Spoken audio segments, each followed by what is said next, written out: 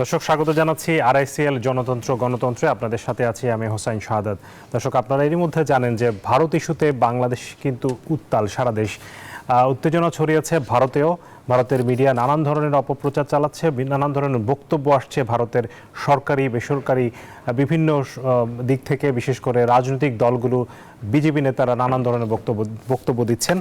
বাংলাদেশের প্রতিক্রিয়ায় সরকারের পক্ষ থেকেও বিভিন্ন বক্তব্য দেওয়া হচ্ছে এবং পররাষ্ট্র উপদেষ্টা কিন্তু বাংলাদেশের যে বিভিন্ন হাই কমিশন আছে তাদের রাষ্ট্রদূতদের সাথে বৈঠক করেছেন এবং বাংলাদেশের অবস্থান পরিষ্কার করেছেন।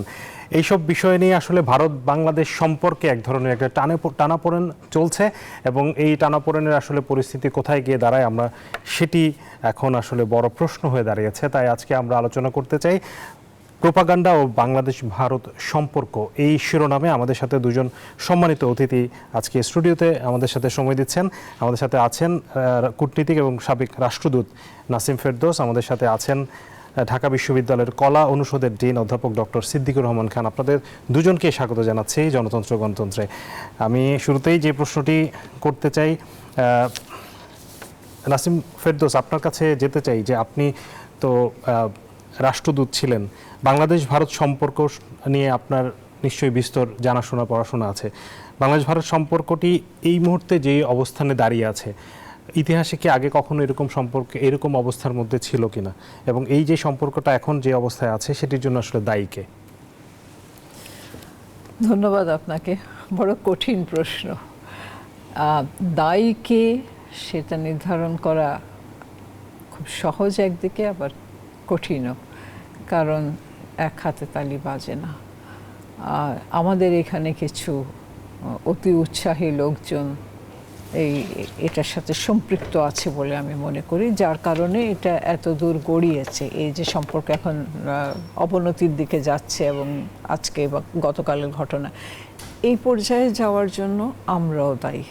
ওরা তো অবশ্যই দায়ী, ঘটনাটা তো ভারতীয়রা করেছে। এখন ভারতীয়রা তো অবশ্যই দায়ী। একটা দেশের কূটনীতিতে ভিয়েনা কনভেনশন বলে একটা কনভেনশন আছে 60 দশকের, সেইটার মধ্যে বিস্তারিতভাবে লেখা আছে কী ধরনের সিকিউরিটি দূতাবাসকে প্রোভাইড করতে হবে, বা কারণ দূতাবাস হচ্ছে একটা দেশের এক্সটেনশন, সেই জায়গাটা হচ্ছে ইনভায়োলেবল। তো ওইখানে সেই কোনো ধরনের আক্রমণ বা কোনো ধরনের গণ্ডগোল বা এই ধরনের ঘটনা ঘটার কোনো ইয়ে নাই, একেবারে নজিরবিহীন ঘটনা এটা বাংলাদেশ ভারতের এই ইয়েতে। তো তাতে নিশ্চয়ই আমাদের কিছু লোক ইন্ধন দিয়েছে, যারা বহিষ্কৃত এখন তারাও কিছু ইন্ধন দিয়ে থাকতে পারে, এটা অসম্ভব কিছু না। শেখ হাসিনা নিজেই ওখানে আছেন, সুতরাং তারও বক্তব্যের ব্যাপার আছে। উনি গিয়ে প্রথম দিকে যেসব বক্তব্য দিয়েছেন সেসব তো আমাদের দেশের বিরুদ্ধে গেছে, মানে নিজের দেশের বিরুদ্ধে উনি কথা বলেছেন, অনেক কথাই বলেছেন। কিন্তু এই ঘটনা তো এই যে আমাদের সরকারি হাই কমিশনের হামলার দিয়ে তো শুরু না। এই ঘটনা যে ভারতের যে ধরনের আচরণ, বিভিন্ন বক্তব্য আমরা পাচ্ছিলাম, সেগুলো কিন্তু 5ই আগস্টের পর থেকেই ভারতের এক ধরনের বাংলাদেশের এই সরকারকে সেভাবে গ্রহণ করতে না পারা এবং শেখ হাসিনাকে আসলে জায়গা দেওয়ার পরে অনেকেই বলছেন যে শেখ হাসিনা সেখানে থাকার কারণে কি ভারত আসলে এক ধরনের মনে করছে কিনা যে আবারও পুনর্বাসনের একটা সুযোগ আছে, বা যেহেতু আওয়ামী লীগের সাথে আসলে ভারতের সম্পর্কটা অনেক ভালো ছিল এবং আওয়ামী লীগ নানান ধরনের অন্যায্য সুবিধা ভারতকে দিয়েছে এমন অভিযোগ আছে। তো সেই জায়গাটাতে ভারতের কি এই চিন্তাটা কি কাজ করছে কিনা যে এই সরকারকে স্টেবল হতে না দেয়া এবং শেখ হাসিনাকে আবার ফেরত আসার কোনো সম্ভাবনা বা কোনো সুযোগ থেকে ইচ্ছাকৃতভাবে এই ধরনের কিছু করছে? না, আমি দুটো জিনিসকে আলাদা করে দেখবো। একটা হলো যে এই ঘটনা যেটা ঘটেছে কালকে বা কলকাতায় সেদিন যে ঘটনা ঘটেছে, এগুলো হলো এই সরকারকে ডিস্টেবিলাইজ করার একটা চিন্তাধারা। কিন্তু তার মানে এই না যে শেখ হাসিনা আর আওয়ামী লীগ কালকে এসে আবার গদিতে বসবেন, এটা সম্ভব না। কিন্তু কারণ বাংলাদেশের জনগণ, ছাত্র জনগণ যে মানে দিয়ে এসেছে, যেভাবে এসেছে, যে স্রোতে এসেছে, সেইটাকে রাতারাতি পাল্টে তারা আওয়ামী লীগকে আবার যে সরকার ক্রিয়েট করার জন্য যে প্ল্যাটফর্ম করে দিবে, সেটা সম্ভব না। এটা ভারতও জানে এবং বাংলাদেশও ভালো করে জানে, সুতরাং এটা হবার কোনো সম্ভাবনা নেই। জি, আপনার কাছে আসবো। আমি একটু অধ্যাপক সিদ্দিকুর রহমান খান, আপনাকে এই প্রশ্নটা নিয়ে আসতে চাই যে ভারতের যে আচরণ সেটির পেছনে আসলে কি কাজ করছে, তাদের আসলে চিন্তা ভাবনাটা কি চলছে? মানে এতদিন পর্যন্ত বাংলাদেশকে তারা যেভাবে ডমিনেট করেছে সেটি এখন করতে পারবে না, বা বাংলাদেশের পক্ষ থেকে এক ধরনের শুরু থেকেই যেটি বলা হচ্ছে যে ভারতের দাদাগিরি আমরা মানব না, বিশেষ করে ছাত্রদের পক্ষ থেকে, এইটা কি মানে ভারত কি মনে করছে যে বাংলাদেশে যে ভারতের আধিপত্য ছিল সেটি আসলে তারা হারাতে বসছে সামনের দিনে? এই কারণেই কি বিষয়টা সহজভাবে নিতে না পারার কারণে কি এই ধরনের আচরণ করছে? ধন্যবাদ আপনাকে এবং আমার সাথে যিনি আছেন আজকের এই বিষয় নিয়ে আলোচনার একেবারে যথোপযুক্ত একজন মানুষ, তাকেও শুভেচ্ছা জানাচ্ছি, দর্শক যারা দেখছেন। তো আমি যে বিষয়টি বলতে চাই, দেখেন বাংলাদেশে একটু আগে ম্যাডাম যেটি বলেছেন যে প্রবল ছাত্র জনতার প্রবল একটা গণ অভ্যুত্থান, রক্তক্ষয়ী একটা গণ অভ্যুত্থানের মধ্য দিয়ে শেখ হাসিনার পতন হয়েছে, তার সরকার ক্ষমতাচ্যুত হয়েছে এবং তিনি দেশ ছেড়ে পালিয়ে যেতে বাধ্য হয়েছেন এবং তাদের দীর্ঘদিনের মিত্র, পরীক্ষিত মিত্র সেই ভারতে তিনি আশ্রয় নিয়েছেন। এবং শেখ হাসিনা মনে হয় এখন অন্যতম দুর্ভাগা একজন মানুষ, যিনি ভারত ছাড়া পৃথিবীর আর কোনো দেশ তাকে গ্রহণ করতে রাজি হয়নি। এবং রাজি না হওয়ার কারণ হচ্ছে যে তিনি যে প্রক্রিয়ায় ক্ষমতাচ্যুত হয়েছেন, একটা দুর্দান্ত প্রতাপের সাথে দীর্ঘ ১.৫ দশকের বেশি সময় রাষ্ট্র ক্ষমতায় আসীন থাকার পর তিনি যেভাবে ক্ষমতাচ্যুত হয়েছেন, এই ধরনের একজন গণধিকৃত মানুষকে কেউ আশ্রয় দিয়ে, কেউ মানে অন্তত সভ্য দেশের অনেকেই এটা মনে করে নাই যে এটা তাদের জন্য ভালো কোনো উদাহরণ হতে পারে। অন্যদিকে শেখ হাসিনা প্রথমে ভারতে আশ্রয় নিয়েছেন, ভারত এটাকে তার একটা সাময়িক অবস্থান বলে তারা মনে করেছিলেন এবং হয়তো তারা মনে করেছিলেন এখান থেকে তিনি অন্য কোথাও পরবর্তীতে হবে এবং সেই ধরনের আলাপ আলোচনা আমরা শুনেছিলাম। তবে যেটি ঘটনাটি ঘটেছে, আপনি দেখেন যে এই শেখ হাসিনার পতন এবং নতুন ডক্টর মোহাম্মদ ইউনূসের নেতৃত্বে সরকার গঠনের পর থেকে একেবারে প্রথম দিন থেকেই ভারত এই সরকারের বিরুদ্ধে শুধু নয়, বাংলাদেশের জনগণের বিরুদ্ধে, একজন পতিত স্বৈরাচারের পক্ষ হয়ে এই দেশের মানুষের, হোল নেশনের বিরুদ্ধে তারা অবস্থান নিয়েছে। আজকে যে ইস্যুকে কেন্দ্র করে ভারত বাংলাদেশের সাথে এই সম্পর্কের অবস্থানটি গেছে, আপনি দেখেন যে ওই সরকার ক্ষমতাচ্যুত হওয়ার পরপরই নতুন সরকারের দায়িত্বভার গ্রহণের মধ্য দিয়ে একই আপনার সংখ্যালঘু ইস্যু, ধর্মীয় মানে সাম্প্রদায়িক সম্পর্ক, এইগুলো নিয়ে কিন্তু ভারত বাংলাদেশকে এবং বাংলাদেশ সরকারকে অস্থিতিশীল করার জন্য সব ধরনের চেষ্টা করেছে। সেই প্রচেষ্টাটি মিথ্যা প্রপাগান্ডা থেকে শুরু করে এই প্রচেষ্টাটি এই দেশের মানুষ এবং সরকারের দৃঢ় অবস্থানের কারণে তখনকার মতো এটি সফল হয়নি। তবে ভারত যে বাংলাদেশের ইস্যুতে এবং এই সরকারের অবস্থান এবং শেখ হাসিনা সরকারের পতন, আপনি যেটি বলেছেন ন্যায্য অন্যায্য, এত সুবিধা তারা এই গত ১.৫ দশকে বাংলাদেশ থেকে গ্রহণ করেছে যে আমাদের ক্ষমতাচ্যুত প্রধানমন্ত্রী একাধিকবার গর্ব করে বলছেন যে শেখ সাহেবের কন্যা বা শেখের বেটি তিনি দিতে জানেন, নিতে জানেন না, মানে এতই তিনি ভারতকে দিয়েছেন যে সব সময় তারা কৃতজ্ঞ থাকবে। তো এই রকম যার কাছ থেকে তিনি প্রাপ্ত হয়েছেন তার পতন এবং সেইখানে একটা গণ অভ্যুত্থানের মধ্য দিয়ে, কোনো সুষ্ঠু নির্বাচন প্রক্রিয়ার মধ্য দিয়ে নয় এবং দেশ থেকে, সেটি ভারতের জন্য হজম করা খুবই কঠিন একটা ব্যাপার। দ্বিতীয় কথা হলো যে ভারত আমাদের নিকট প্রতিবেশী দেশ, নানা দিক থেকে ভারতের সাথে আমাদের ঐতিহাসিক সম্পর্ক আছে। সেই সম্পর্কটা যে সবসময় একেবারে সুখময় সম্পর্ক হয়েছে সেটা না, কিন্তু নানা টানাপোড়েনের মধ্য দিয়ে হলেও আমাদের একটা দীর্ঘ দিনের, যেহেতু যে আমরা প্রতিবেশী রাষ্ট্র এটা ছিল। তো গত ১.৫ দশকে ভারত আমাদের উপরে যে একটা কর্তৃত্ববাদী মানে কূটনৈতিক সম্পর্ক বা তৈরি করে, এটা যখন তাদের হাত থেকে গেছে তখন তারা নানা ইস্যু তৈরি করার চেষ্টা করে। আপনি দেখেন সর্বশেষ যে ইস্যুটাকে কেন্দ্র করে ভারত বাংলাদেশের বিরুদ্ধে দাঁড়িয়েছে সেটি হলো মানে সনাতন জাগরণ জোট, সনাতনী জাগরণ জোটের যিনি একজন প্রধান নেতা এবং ইসকনের তিনি কি বহিষ্কৃত নেতা, তার গ্রেপ্তারের ঘটনাটিকে কেন্দ্র করে তিনি রাষ্ট্রদ্রোহিতামূলক কাজ করেছেন এবং যে কোনো দেশের অধিকার আছে তার বিরুদ্ধে ব্যবস্থা গ্রহণ করার। এবং একজন অপরাধী, তার কোনো ধর্মীয় পরিচয় নেই, তার কোনো সাম্প্রদায়িক পরিচয় নেই, তিনি অপরাধী।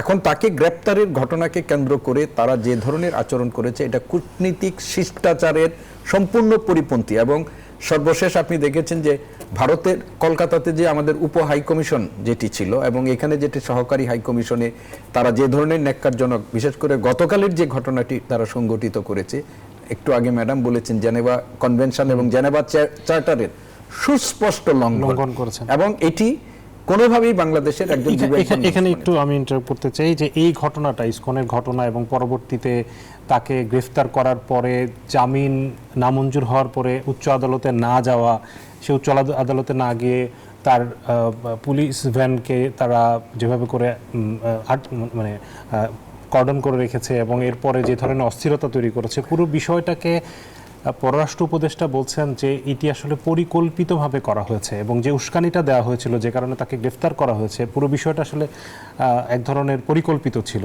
আপনার কাছেও কি একই কথা, একই বিষয়? এটা শুধু আমার না, আজকে পররাষ্ট্র তাহলে এই পরিকল্পনাটা যদি সেটি হয়, সেই পরিকল্পনাটা আসলে কে করেছে? এটা আমি বলি যে এই দেশের এই পরিকল্পনাটা প্রণয়নের পিছনে ভারতের ইন্ধন আছে এবং এই যে পতিত স্বৈরাচারের দোসর যারা এই দেশে আছে তারা এর সাথে সংশ্লেষ আছে। আপনি দেখেন বাংলাদেশে বিভিন্ন ধর্মীয় সম্প্রদায়ের নেতৃবৃন্দ কিন্তু নানা সময় গ্রেপ্তার হয়, ভারতেও সেটি গ্রেপ্তার হয় এবং এটা আইনের একটা প্রক্রিয়ার মধ্যে দিয়ে, যদি এটা স্বাভাবিক প্রক্রিয়া। ওদের যেটি মূল লক্ষ্য ছিল, সেই লক্ষ্যটি ছিল যে এই ঘটনাকে কেন্দ্র করে চট্টগ্রামে যে ঘটনাটি, একজন আইনজীবীর হত্যাকাণ্ড, তাতে বাংলাদেশের মানুষ মানে তারা সাম্প্রদায়িক মনোভাব নিয়ে সংখ্যালঘুদের উপর বিরাট রকমের আক্রমণ পরিচালনা করবে, এটা তখন তাদের জন্য একটা রাজনৈতিক কূটনৈতিক স্বার্থের জন্য অনুকূল হবে। কিন্তু বাংলাদেশের মানুষ, এটা আমরা বলি যে বাংলাদেশের মানুষ ধার্মিক, কিন্তু ধর্মান্ধ সবাই না। এটা আমরা তীব্র প্রতিবাদ করেছি সরকারের পক্ষ থেকে। আমি ঢাকা বিশ্ববিদ্যালয়ের ক্যাম্পাসের কথা বলি, কালকে রাতে আমাদের এই ত্রিপুরার ঘটনা সংঘটিত হওয়ার পর আমার মনে হয় সারা ঢাকা বিশ্ববিদ্যালয়ের ক্যাম্পাস ছাত্ররা হলগুলো ছেড়ে তারা মাঠে এসেছে। আপনি সবচেয়ে যেটি আমাদের কাছে ইম্পর্টেন্ট এবং গুরুত্বপূর্ণ বলে মনে করি, আমাদের জগন্নাথ হল যেটি, সেখানে আমাদের ধর্মীয় সংখ্যালঘু শিক্ষার্থীরা যেখানে অবস্থান করেন, রাতের বেলা তারা প্রায় হল থেকে বিশাল মিছিল নিয়ে এসে ভারতীয় এই আগ্রাসনের বিরুদ্ধে, এই আমাদের হাই কমিশনে আক্রমণের বিরুদ্ধে এবং একই সাথে বাংলাদেশের সাম্প্রদায়িক সম্প্রীতি বিনষ্টের যে চক্রান্ত জাতীয় এবং আন্তর্জাতিকভাবে যেটি চলছে সেটার বিরুদ্ধে তারা প্রতিবাদ জানিয়েছে এবং বাংলাদেশের শান্তিকামী মানুষ, সে মুসলিম আজকেও কিন্তু ছাত্রদের পক্ষ থেকে প্রতিবাদ জানানো হচ্ছে। আপনার কাছে আমি আবারও আসবো। আমি আরেকটি প্রশ্ন একটু করতে চাই নাসিম ফেরদৌস আপনাকে। এই যে এখন বলা হচ্ছে বাংলাদেশের ছাত্ররা এক ধরনের মানে ভারতকে হুমকি দিয়ে কথা বলছেন, একটু আগে যদি আমি বলি যে হাসনাত আবদুল্লাহ নেতৃত্বে একটি তাদের বৈষম্যবিরোধী ছাত্ররা কিন্তু বলেছেন যে ভারতকে আসলে কড়া জবাব দেওয়া হবে যদি ভারত মানে বাড়াবাড়ি করে। এর বাইরে আমি যদি দেখি যে ভারতেও এক ধরনের, ভারতের যে বিজেপি নেতা তারা বলছে যে তারা বিভিন্ন, আজকেও তারা আন্দোলন করেছে পেট্রাপোল বন্দরের কাছে। ভারতের বিজেপি নেতা শুভেন্দু অধিকারী তিনি বলছেন যে বাংলাদেশে আলু পেঁয়াজ বন্ধ করে দেওয়া হবে। এদিকে মমতা ব্যানার্জি বলছে বাংলাদেশে শান্তিরক্ষী বাহিনী পাঠানো হবে। এই যে একটি পরস্পর বিরোধী কথাবার্তা চলছে এবং অনেকে বলছে বাংলাদেশের সাথে ভারতের আসলে এক ধরনের যুদ্ধ অবস্থা তৈরি হয়েছে কিনা, এর কি কোনো সম্ভাবনা, কোনো আশঙ্কা দেখেন আসলে? এবং মানে কোনো ধরনের মানে মুখোমুখি চলে যাওয়া এবং সে মানে এই পরিস্থিতিতে আসলে কার লাভ কার ক্ষতি? মানে ভারতের মিডিয়াগুলো যেভাবে করে বলছে, মানে যুদ্ধের জায়গাটা আমি কেন বলছি, ভারতের মিডিয়া কিন্তু এক ধরনের সামরিক ছক করছেন, আপনি যদি ফলো করে থাকেন, তারা এক ধরনের মানে যুদ্ধের এক ধরনের আভাসও দিচ্ছেন। মানে আমরা জানি তারা আসলে কত অতিরিক্ত করছে, কিন্তু এই যদি সেরকম হয় মানে বিষয়টা বাংলাদেশের জন্য কতটা চিন্তার নাকি ভারতের জন্য চিন্তার বেশি? বিষয়টা উভয়ের জন্যই চিন্তার। যদি সত্যি আগ্রাসন হয় ভারত থেকে তাহলে নিশ্চয়ই আমরা ক্ষতিগ্রস্ত হব, কিন্তু তার মানে এই না যে ভারত সাস্টেইন করতে পারবে সেটা। আমাদের মানুষ কিন্তু বসে থাকবে না, আমাদের মানুষ কিন্তু নিজের জায়গাটাকে রক্ষা করতে পারবে বলে আমরা বিশ্বাস। আমরা যখন মুক্তিযুদ্ধ করি 70 দশকে, আমি নিজেও তখন ছাত্র ছিলাম, তখন একরকমের একটা ছিল, জানতাম যে আমরা হয়তো কোনো দিনই জিতবো না এই যুদ্ধে, কিন্তু তারপরেও তো আমরা মাঠে ছিলাম, আমাদের লোকজন তো মাঠে ছিল এবং যুদ্ধ করেছে। কি নিয়ে, কি অস্ত্র নিয়ে? কোনো অস্ত্র ছাড়াই যুদ্ধ করেছে। ভারতের কিন্তু সাহায্য, যে অস্ত্র সাহায্য বা রণক্ষেত্রে যে সম্পৃক্ততা, এগুলো তো অনেক পরে এসছে, প্রায় নভেম্বর ডিসেম্বরে গিয়ে হয়েছে। এর আগে পর্যন্ত তো বাংলাদেশের লোক যুদ্ধ করেছে, হ্যাঁ ভারত থেকে এসে করেছে, কিন্তু গ্রামাঞ্চলের লোক করেছে গ্রামে থেকেই, মানে যার আসলে যতটুকু সামর্থ্য ছিল যতটুকু সামর্থ্য ছিল, এবং সেই রকম ট্রেনিং যেটা নিজেরা দিয়েছে, ছোট ছোট গ্রুপ করে সেইভাবেই করেছে। তো পাকিস্তান টিকতে পারে না এখানে। কিন্তু ভারত যে একেবারে ফ্রি রেঞ্জ পেয়েছে বাংলাদেশে, তাও না। তারাও তো এসে থাকার কোনো পরিকল্পনা করলেও থাকতে পারতো না, কারণ মানুষ তাদেরকে কোনোদিন অ্যাকসেপ্ট করতো না। তো এখনো সেই পরিস্থিতি, কিন্তু এই মনোভাব তো পরিবর্তন হয়নি যে এটা আমার স্বাধীন দেশ, এখানে আর কেউ এসে আমাদেরকে দখল করে নেবে, এটা হবে না। ভারতের জন্য এইটাই মানে অসুবিধাটা হবে যে তারা যদি আসে, আমার বিশ্বাস ভারত কোনোদিনও যুদ্ধে নামবে না, কোনো ধরনের আগ্রাসন করবে না। হয়তো তাদের ইন্ধন যোগাবে আমাদের এখানে কিছু করার জন্য। এবং এই যেমন বিডিআরের ঘটনা, এরকম ঘটনা আরও 2-4টা ঘটলে আমি একেবারে যে খুব আশ্চর্য হয়ে যাবো তা না, কিন্তু এই ধরনের ঘটনা করার আগে 10 বার চিন্তা করবে, কারণ তাতে তো তাদের কোনো লাভ, at the end of the day তাদের কোনো লাভ নেই, ক্ষতি অনেক আছে। আর আন্তর্জাতিকভাবে তো তারা একটা ইয়েতে চলে যাবে, একটা কর্নারে চলে যাবে। কেউ যুদ্ধ চায় না এখন আর। এই দেখেন না, গাজার যুদ্ধ, গাজা ইসরায়েলের যুদ্ধ, লেবাননের যুদ্ধ, এগুলো থামাবার জন্য সবাই ব্যতিব্যস্ত, সবাই চেষ্টা করছে। ইউক্রেনের যুদ্ধ থামাবার জন্য চেষ্টা করছে, কেউ তো এটাকে বাড়িয়ে নেওয়ার জন্য কোনো ধরনের কিছু করে নাই। এইগুলো আমার মনে হয় না বিশ্ব এখন আর যুদ্ধের জন্য তৈরি, কোনো ধরনের যুদ্ধের জন্য। এখানে সেই যুদ্ধ হবে না। কিন্তু যেটা করবে ভারত, যেটা আপনি আলু পেঁয়াজের কথা বললেন, সেটা লাস্ট বলে না দিল। আমরা হয়তো অনেক টাকা বেশি খরচ করে অন্য দেশ থেকে আলু পেঁয়াজ আনতে পারবো। আমরা আগেও করেছি এবং আমাদের যে সাউথ ইস্ট এশিয়ান দেশগুলো আছে এদের কাছে আনতে পারবো। মিয়ানমার আর ভারত থেকে কিছু আমদানি না করলেই হলো। মমতা ব্যানার্জির যে বক্তব্যটা, সেটিকে কি আপনি এটাকে কি সামনের যে নির্বাচন আছে, সেই নির্বাচনে এক ধরনের হিন্দু সংখ্যাগরিষ্ঠ মানুষদেরকে, মানে আমি যেটা বলতে চাচ্ছি যে বিজেপি এবং মমতা সবসময় একটা বিপরীতমুখী অবস্থানে থাকে, যে মানে একই ইস্যুতে কখনো তারা একমত হতে পারে না, কিন্তু এই বাংলাদেশ ইস্যুতে তারা একই ধরনের বক্তব্য দিচ্ছে। এটি কি মনে হয় এটি কি খুবই মানে রাজনৈতিক কিনা মমতা ব্যানার্জির বক্তব্য? মমতা ব্যানার্জির বক্তব্য, জি, মানে বাংলাদেশে শান্তিরক্ষী বাহিনী পাঠানোর আহ্বান জানিয়েছেন তিনি। হ্যাঁ, ওয়েলকাম, শান্তিরক্ষী বাহিনী পাঠাক, তাতে আমাদের কোনো ক্ষতি হবে না। আমাদের এখানে শান্তি বজায় আছে দেখে তারা চলে যাবে। শান্তিরক্ষী বাহিনী পাঠানো এত সহজ না, তার জন্য আপনার রেজলিউশন দরকার হবে, ইউএন সিকিউরিটি কাউন্সিলে একটা ডিসিশন নিতে হবে। হুট করে শান্তি বাহিনী না, কিন্তু আমি সেটি তো একটা প্রক্রিয়া আছে, কিন্তু সেটি বললেই তো আর হয়ে যাবে না, বা তার আহ্বানে কেনই বা সাড়া দিবে, পরিস্থিতি কেন, কিন্তু সেই এই ধরনের যে বক্তব্য দেওয়ার মোটিভটা কি, আমি সেটা জানতে চাচ্ছি। এইগুলো তো কথার কথা, এগুলো তো আর একজন রাজনীতিবিদের, এত ম্যাচিওর একজন রাজনীতিবিদের কাছ থেকে এটা আমি আশা করি নাই। কিন্তু যখন বলেছেন তিনি, যেহেতু বাংলাদেশের সাথে, স্যার এটার কারণ কি, এটাকে আপনি বলেন যে ভারতে আপনি জানেন 26 সালে তাদের একটা নির্বাচন আছে পশ্চিমবঙ্গে। সেই নির্বাচনটাকে সামনে রেখে শুভেন্দু অধিকারী এবং বিজেপি, যেহেতু তারা এই ধর্মীয় ইস্যুটাকে তাদের টার্ম কার্ড হিসেবে ব্যবহার করছে, মমতা ব্যানার্জি মনে করেছে এটা একটা ওভারটার্ন করবে। তিনি জানেন যে ভারতের লোকসভাতে এই ধরনের একটা প্রস্তাব হতে পারে, তিনি আগেভাগে সেই প্রস্তাবটার সাথে এই যে তার জনমতকে, তার যে দেশের সেটাকে একটা নিয়ে, কারণ এই যে যেটা ম্যাডাম বলেছেন, মমতা ব্যানার্জির মতো নেত্রী যখন এই অবস্থান নেয়, তখন ভোটের অঙ্ক ছাড়া কোনো যৌক্তিক বিবেচনা এতে কাজ করেছে বলে আমি মোটেই মনে করি না। জি, আপনাকে অসংখ্য ধন্যবাদ। আমরা একটু বিরতি দিয়ে যাচ্ছি। দর্শক, আরআইসিএল গণতন্ত্রের সময় হলো বিরতির, ফিরছি একটু পর, আশা করি সাথে থাকবেন। আবারও স্বাগত জানাচ্ছি আরআইসিএল গণতন্ত্রে। আমাদের সাথে দুজন অতিথি আছেন। আমাদের সাথে আছেন কূটনীতিক এবং সাবেক রাষ্ট্রদূত নাসিম ফেরদৌস, আমাদের সাথে আছেন ঢাকা বিশ্ববিদ্যালয়ের অধ্যাপক ডক্টর সিদ্দিকুর রহমান খান। আপনাদের দুজনকে আবারও স্বাগত জানাচ্ছি। আমরা ভারত প্রসঙ্গে কথা বলছিলাম। ভারতের মিডিয়া, মেইনস্ট্রিম মিডিয়া যেভাবে করে বাংলাদেশের প্রোপাগান্ডা ছড়াচ্ছে বাংলাদেশকে নিয়ে, বাংলাদেশের সংখ্যালঘুদের উপর নানান ধরনের অত্যাচার হচ্ছে, এবং মানে আমি যদি বলি যে একটা ঘটনা, যে পাকিস্তান থেকে একটি জাহাজ এসেছিল, সেই জাহাজ বিভিন্ন পণ্য নিয়ে আসছে, সেই জাহাজের জাহাজে আসলে কি ছিল, অস্ত্র থাকতে পারে এবং সেটি ভারতের নিরাপত্তার জন্য হুমকি, এই ধরনের সংবাদ প্রকাশ করেছে কিন্তু টেলিগ্রাফের মতো পত্রিকা। এই যে ভারতের পত্রিকার এই ধরনের করে সংবাদ প্রকাশ করছে এবং আমাদের পররাষ্ট্র উপদেষ্টা বলেছেন যে তারা আসলে শুধুমাত্র ভারতে না, বিশ্বের বিভিন্ন জায়গায় কিন্তু এখন বাংলাদেশ নিয়ে নেতিবাচক প্রচারণা চালাচ্ছে। এটি আসলে ভারতের সরকারের কি আসলে কোনো ইন্ধন আছে, নাকি মিডিয়ারা আসলে কি দায়িত্বশীল ভূমিকা পালন করছে না? মানে এটি কেন, মানে মেইন স্ট্রিম মিডিয়া এই ধরনের আচরণ কেন করছে?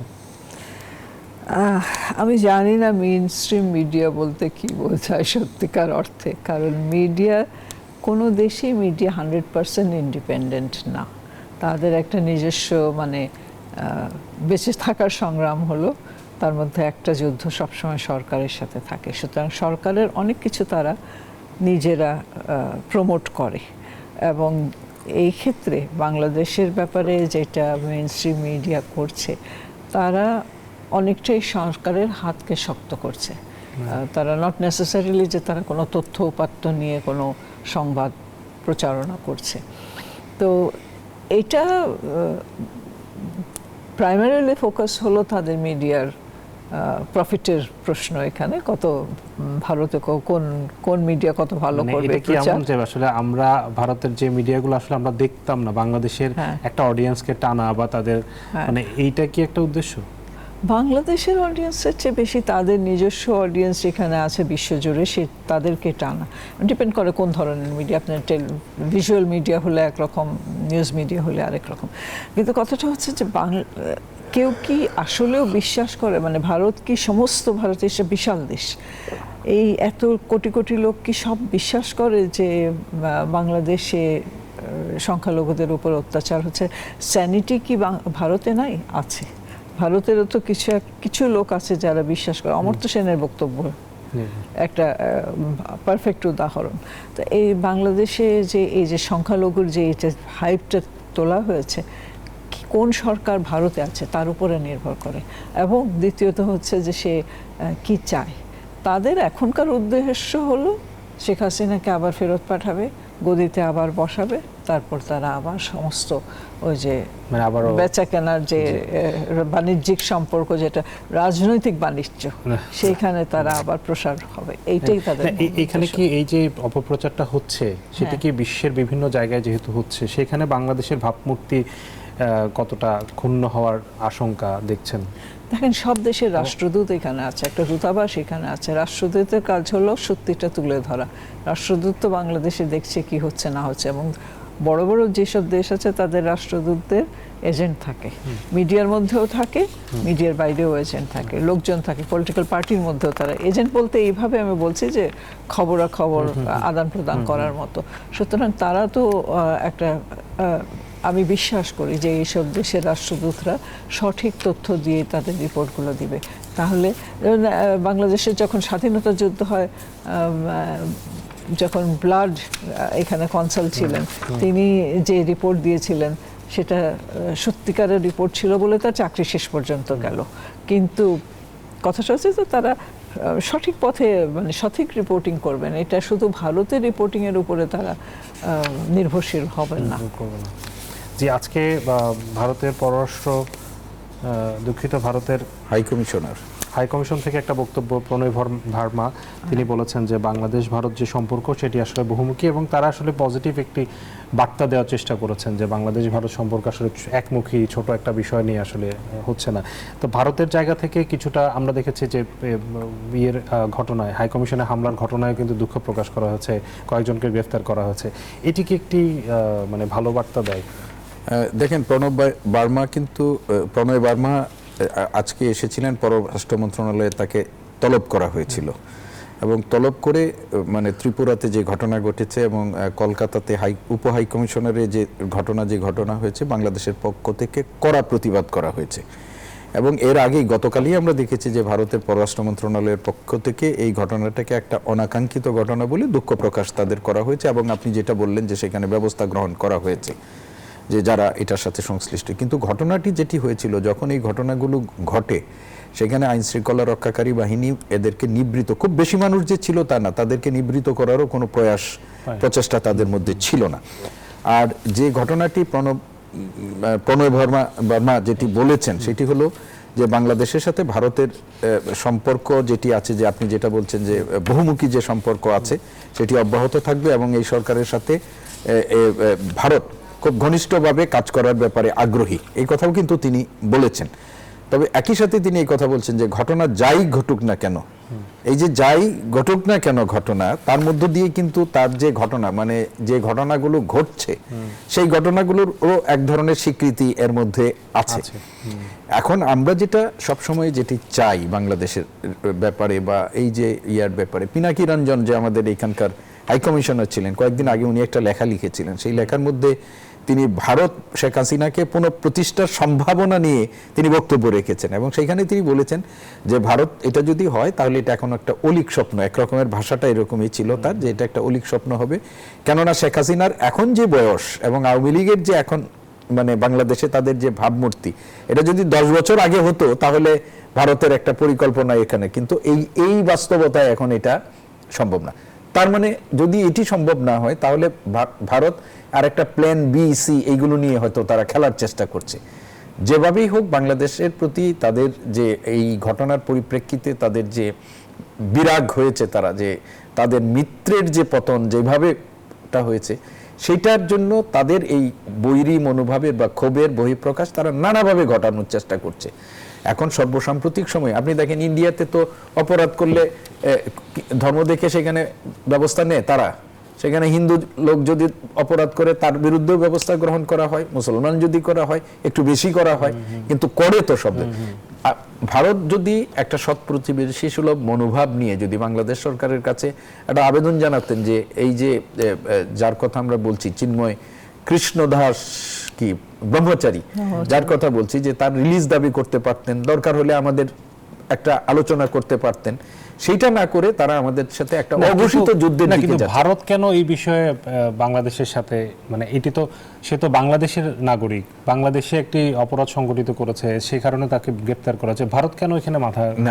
আমাদের যেটা বলছি যে যদি কূটনৈতিকভাবেও তাদের কোনো প্রচেষ্টা থাকতো, যদি তারা মনে করেন যে তার প্রতি অন্যায় করা হয়েছে, তারা কিন্তু সাথে সাথেই মানে এটার ব্যাপারে উদ্বেগ জানিয়েছে, নিন্দা জানিয়েছে। মানে ভারতে যদি এখন কোনো একজন ব্যক্তিকে গ্রেফতার করা হয় আমরা কি আসলে মানে এটা কি আসলে? আপনি দেখেন বাংলাদেশের যখন এই যে সর্বশেষ বাবরি মসজিদ ইস্যু এবং অন্যান্য ইস্যু নিয়ে যখন বাংলাদেশ বরাবরই কিন্তু বাংলাদেশের গত সরকারের পক্ষ থেকে বলা হয়েছে, আমাদের দেশের মানুষের পক্ষ থেকে অনেক দাবি করা হয়েছে যে আমাদের এখানে মুসলমানদের এই ধরনের অত্যাচার, বাংলাদেশ সবসময় বলেছে এটা ভারতের অভ্যন্তরীণ ব্যাপার, আমরা এই ব্যাপারে কোনো বক্তব্য রাখতে চাই নাই। সেই ভারত কেন আজকে আমাদের অভ্যন্তরীণ ব্যাপার নিয়ে এই ধরনের বক্তব্য রাখছে, সেটার একটা উদ্দেশ্য আছে। সবচেয়ে বড় কথা যেটা, আমরা এখন এমন একটা অন্তর্বর্তী সময়ের মধ্যে আছি, আমরা সত্যিকার অর্থেই তো আমরা একটা অন্তর্বর্তী সংকটময় সময়ের মধ্যে আছি। সেই সময়ের মধ্য দিয়ে এখন যে আজকে প্রধান উপদেষ্টা যে মানে সংলাপ শুরু করেছেন বৈষম্য বিরোধী ছাত্র আন্দোলনের সাথে হয়েছে, আগামীকাল রাজনৈতিক দলগুলোর সাথে আছে, পরশু আলেম ওলামাদের সাথে আছে, সুশীল সমাজের প্রতিনিধি, এইটা এখন আমাদের খুব দরকার। এবং আমাদের প্রত্যেকের নিজ নিজ জায়গা থেকে বাংলাদেশের ধর্মপ্রাণ মানুষকে এই অনুরোধটুকু জানানো দরকার যে ভারত আমাদেরকে যেভাবে মানে উস্কাচ্ছে, আমরা যেন কোনোভাবেই তাদের এই উস্কানির মধ্যে ফাঁদে পারে না দিই। আমাদের দেশ, এটা আমরা সবসময় বলি যে এটা একটা ল্যান্ড অফ কমিউনাল হারমোনি, আমাদের অনেক সংকট আছে, তার মধ্যেও কিন্তু আমরা রাম রহিম একসাথে চলাফেরা করি, আমরা পছন্দ করি একসাথে ইয়া করতে। তো সেইখানে আমাদের যত ধরনের সংখ্যালঘুর নির্যাতনের ঘটনা আমরা বলি, বেশিরভাগ ক্ষেত্রে এটা যতটুকু না ধর্মীয় কারণে, এর চেয়ে বেশি রাজনৈতিক ফায়দা, অর্থনৈতিক স্বার্থ, ব্যক্তিগত দ্বন্দ্ব, রাজনৈতিক মতাদর্শগত ভিন্নতা, এইগুলো হয়েছে। এবং আপনি সর্বশেষ বৈষম্য বিরোধী ছাত্র আন্দোলনের পরে যে কয়েকটা ইনসিডেন্ট হয়েছে, কয়েকজন যে মারা গেছে, প্রত্যেকটাই আওয়ামী লীগের রাজনীতির সাথে যুক্ত ছিলেন এবং অনেক বড় রকমের, মানে শুধু স্বাভাবিক না ওই যে গণহত্যার সাথে সংযুক্ত বা এরকম, সেটাও আমরা চাইনি, কিন্তু এই ঘটনাগুলো হয়েছে। ফলে এগুলোকে ধর্মীয় আবরণ দিয়ে মানুষের মধ্যে একটা সাম্প্রদায়িক বিভেদ তৈরি করার ভারতীয় যে নীল নকশা, এটা সরকার পতনের পরপর যেরকম হয়েছে, আমি মনে করি বাংলাদেশের মানুষ যদি ধৈর্যের সাথে পরিস্থিতিটা মোকাবেলা করে, এইটিও তাদের নিশ্চয়ই সফল যে হবে। আপনি কি 1 মিনিটে, আমরা বিরতিতে যাব, তার আগে যদি বলেন যে এই মুহূর্তে আসলে জনগণের আসলে দায়িত্বটা কি বাংলাদেশের জনগণের? না, জনগণের দায়িত্ব তো হলো দেশপ্রেম, সবচেয়ে বড় কথা, এবং এটা নিয়ে আর ঘাটাঘাটি। দেশপ্রেম দেখাতে গিয়ে আমরা যেভাবে করে ধরেন ভারতকে নানান ধরনের হুঁশিয়ারি দিচ্ছি বা না, এটাই আমি বলছি যে আর এটা নিয়ে ঘাটাঘাটি করার কোনো দরকার নেই। যেটা উনি বললেন যে সংলাপের দরকার, প্রধান উপদেষ্টা সবার সাথে সংলাপ করবেন, বিশেষ করে এই বিষয়ে, সেটাকে চলমান রাখা এবং সেটাকে মানে উৎসাহ দেওয়া, সাহায্য করা। কিন্তু বাংলাদেশের জনগণ ভারতের বিরুদ্ধে কোনো বক্তব্য দেওয়া, জনগণের বক্তব্য দেওয়ার কোনো দরকার আমি মনে করি না, কারণ এটা একেবারেই আমাদের অভ্যন্তরীণ ব্যাপার। আর আপনি যেটা প্রথমে বলেছেন যে আমাদের কোনো লোক গ্রেফতার হলো কি জেলে গেল, তাতে তাদেরও কোনো বক্তব্য রাখার অধিকার নেই। জি, এই বিষয়টা নিয়ে আবারও আসবো আমরা, আসলে কি করণীয় আমাদের সরকারের পক্ষ থেকে এবং জনগণের পক্ষ থেকে। আমরা বিরতির পর, দর্শক, সময় হয়েছে RICL জনতন্ত্র গণতন্ত্রে আরও একটি বিরতির। দর্শক, বিরতির পর আবারও স্বাগত জানাচ্ছি RICL জনতন্ত্র গণতন্ত্রে। আমরা আলোচনা করছি ভারত বাংলাদেশ সম্পর্ক এবং প্রোপাগান্ডা, এই শিরোনামে আমাদের সাথে দুজন অতিথি আছেন। আমরা আবার আলোচনায় যেতে চাই। শেষ দিকে আলোচনায় আসলে আমরা দেখছি যে আসলে পরিস্থিতি কি, এবং মোটামুটি বাংলাদেশের জনগণ এবং সরকারও পরিষ্কার যে আসলে এই পরিস্থিতির জন্য, আমি যে প্রশ্নটি শুরুতে করছিলাম, আপনি যেটি বলছেন সেটি বলাটা একদিকে সহজ, আরেকদিকে কঠিন। তো আমি সহজের জায়গাতে যদি যাই, যে আসলে এটি ভারতের পক্ষ থেকে আসলে পরিস্থিতি ঘোলাটে করা হচ্ছে, এটি মোটামুটি পরিষ্কার আমরা বলতে পারি। সেই জায়গাটাতে এখন বাংলাদেশের ভূমিকাটা আসলে কেমন হওয়া উচিত সামনের দিনে বাংলাদেশে শান্তি বজায় রাখার ক্ষেত্রে এবং সম্পর্ক বজায় রাখার ক্ষেত্রে? আসলে এই প্রসেসটা তো আমি মনে করি শুরু হয়ে গেছে, যে প্রধান উপদেষ্টা বিভিন্ন গোষ্ঠীর সাথে, সবার সাথে আলাপ আলোচনা করা শুরু করেছেন এবং ভবিষ্যতে হবে। মূল যেটা উদ্দেশ্য হবে এই আলোচনার, দুটো জিনিস। একটা হচ্ছে আমরা সবাই একত্রিত হব, এটা বড় কথা। আর একটা প্ল্যাটফর্মে আসতে হবে যেখানে যত বিভেদী থাকুক না, কিন্তু চিন্তাধারায় যত বিভেদী থাকুক না কেন, এখানে সব মানে total tolerance for all religion, এই জিনিসটা থাকতে হবে এবং এটা নিয়ে আলোচনা হতে হবে। আর দ্বিতীয়টা যেটা হচ্ছে যে আমাদেরকে একটু সতর্ক হতে হবে আমরা কোন ভাষায় কথা বলি। আমরা কিন্তু কথা বলতে সময় অনেক সময় যেটাকে গুরুত্ব দিই না, সেটা হলো শব্দচয়ন এবং তার গুরুত্বটা, বলার ভঙ্গিমাটা, এগুলো আমরা ঠিক মতো করি না।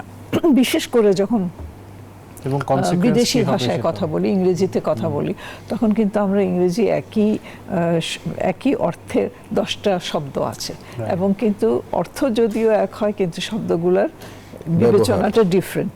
তো এই কথাগুলো, ভোকাবুলারি, চয়েস অফ ওয়ার্ডস, এগুলো আমাদের খুব সাবধান হতে হবে, এটা একটা বড় বিষয়। আর দ্বিতীয়টা হচ্ছে যে সবাই সব কিছুতে কথা না বলা ভালো। যার বিষয় যেটা, সে তার বিষয়ে কথা বলবে, যাতে জিনিসটা ঘোলাটে না হয়ে যায়। এখন সবাই যদি সব কথা বলে, কেউ যদি বলে যে আমরা মার্চ করব ভারতের দিকে, অমুক জায়গা দিয়ে ঢুকবো, তমুক জায়গা দিয়ে ঢুকবো, এটা তো অবান্তর কথা। এসব কথা বলার তো কোনো দরকার নেই। আমাদের যা করতে হবে, মোকাবেলা যাই করতে হবে, সেটা কূটনৈতিকভাবেই করতে হবে, এর বাইরে কিছু না। আমরা তো যুদ্ধে নামবো না, সুতরাং সেখানে কূটনৈতিক দিকে তৎপরতা থাকতে হবে এবং সেখানে সঠিকভাবে উচ্চারণ করতে হবে প্রত্যেকটা কথা, হুঁশিয়ারি হোক আর সাবধানতাই হোক। এবং এটা তো খুব মানে ইন্টারন্যাশনাল লতে এটা তো একেবারে পরিষ্কার যে রাষ্ট্রদূতকে ডেকে তাকে একটা কথা বলা এবং তার হাতে একটা কাগজ ধরিয়ে দেওয়া, যেটা বলা হয় যে নন অফিসিয়াল, আমি কিছু দেই নাই কিন্তু দিয়েছি। তো সেরকম একটা ইয়ে ধরিয়ে, সর্ট অফ এ ওয়ার্নিং লেটারের মতো একটা ইয়ে থাকে, একটা গদবাঁধা একটা জিনিস আছে, সেটা ধরিয়ে দিবে। এইগুলো করতে হবে, এর চেয়ে বেশি কিছু করার নাই। আর কোনো আসলে উস্কানি দিয়ে কোনো লাভ হবে না, আর ওদের উস্কানিতে আমরা নাচলেও লাভ হবে না। তাহলে ধৈর্যটা আমাদের দিক থেকেই ধরতে হবে, তারা যাই করুক না কেন। স্যার, আপনি তো ছাত্রদেরকে নিয়ে কাজ করেন, আপনি শিক্ষক। ছাত্ররা এই বিপ্লবের মাধ্যমে একটি সরকার এনেছে, এই সরকারের বিরুদ্ধে যখন একটি দেশ অবস্থান নিচ্ছে একটি দলের সাথে যুক্ত হয়ে, তখন ছাত্ররা আসলে, ম্যাডাম যেটি বলছেন যে এই বিভিন্ন ধরনের বক্তব্য ছাত্রদের দিক থেকে বেশি আসছে, সেখানে কি আসলে ছাত্রদের ভূমিকাটা, মানে তারা কি আসলে খুব বেশি ভুল করছে? আমি মনে করি যে ভুল করছে এটা বলা যাবে না। তারুণ্যের একটা ধর্ম আছে। আমি এবং ম্যাডাম যে ভাষায় কথা বলবো, তরুণরা সবসময় একই ভাষায় কথা বলবে এইরকম না, তারুণ্যের একটা ধর্ম আছে। তবে আমরা সবসময় বলি তরুণদের প্রতি, বিশেষ করে আমি এই গত কয়েকদিনে ডিন হিসাবে আমি যতগুলো আমাদের ফ্রেশার্স রিসেপশনে গিয়েছি, প্রত্যেকটাই আমাদের ছাত্রদেরকে বলেছি যে আমরা একটা বিপ্লবের মধ্য দিয়ে আমাদের জাতিকে এমন একটা জায়গায় নিয়ে গেছি, এবং জাতি আমাদের এই প্রজন্মকে যে জায়গায় শ্রদ্ধার বলেন, ভালোবাসা বলেন, যে জায়গায় তারা উপনীত করেছে, সেই সময়ে আমাদের এই ঢাকা শহরেই দেখেছেন যে কতগুলো ঘটনাকে কেন্দ্র করে কিন্তু আমাদের মধ্যে এক ধরনের হতাশা, তাদের নিয়ে একটা প্রশ্নবোধক তৈরি হয়েছিল। তো আমি সবসময় এটাকে বলি যে তারুণ্যের ধর্মকে অতিক্রম করে আমরা যুক্তিশীল আচরণ, সেটা কিন্তু আমাদের প্রত্যাশা। এখন ধরেন অনেক সময় মানুষ মনে করে যে ইট মারলে পাটকেলটা খেতে হবে, আপনাকে যদি ঢিল মারলে এটা একটা পাল্টা ঢিল। সবসময় কিন্তু এই পলিসি কাজ করে না। আপনি পরিস্থিতি বুঝে ঠান্ডা মাথায় যদি আপনি আচরণ করতে পারেন, সেটা আমাদের পররাষ্ট্র উপদেষ্টা আজকে উনি যখন প্রণয় ভার্মার ইয়ার পরে উনি যখন যায়, সাংবাদিকদেরকে কিন্তু তিনি কোনো কথা বলেন নাই।